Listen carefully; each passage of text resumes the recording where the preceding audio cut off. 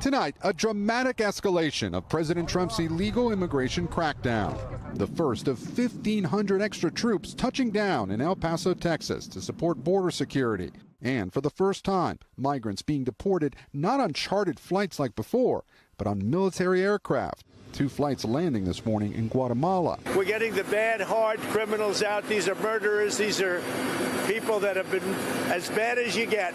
After a record 10 million illegal border crossings over the past 4 years, ICE now ramping up roundups of undocumented immigrants, making 538 arrests yesterday across the country, doubling its daily average in September.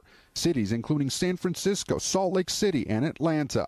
In Newark, New Jersey, this surveillance video appears to show ICE agents making arrests. City officials and immigrant advocates say ICE agents raided this local business, arresting 3 undocumented immigrants and briefly detaining an American citizen, a military veteran, while they asked him for documentation. They were scrambling up delivery ramps. They were banging down bathroom doors to make sure no one was hiding inside.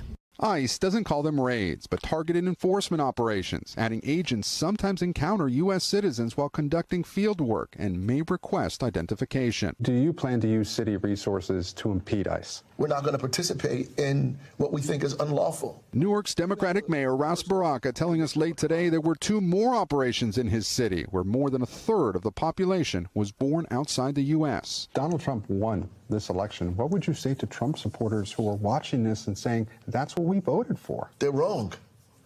I would say you're wrong. You were wrong then, and you're wrong now.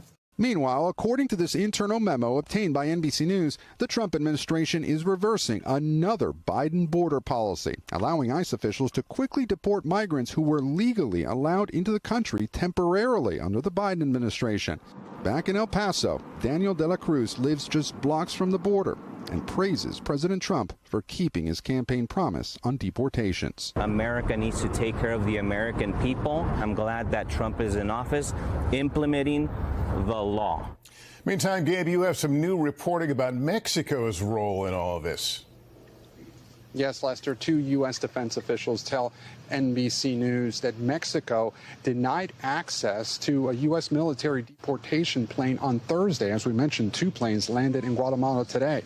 Meanwhile, here in Newark, the mayor says that he expects more deportations over the next few days. Lester. President Trump today touring damage and hearing from displaced residents in parts of North Carolina ravaged by Hurricane Helene 4 months ago. I totally feel like that we have been forgotten.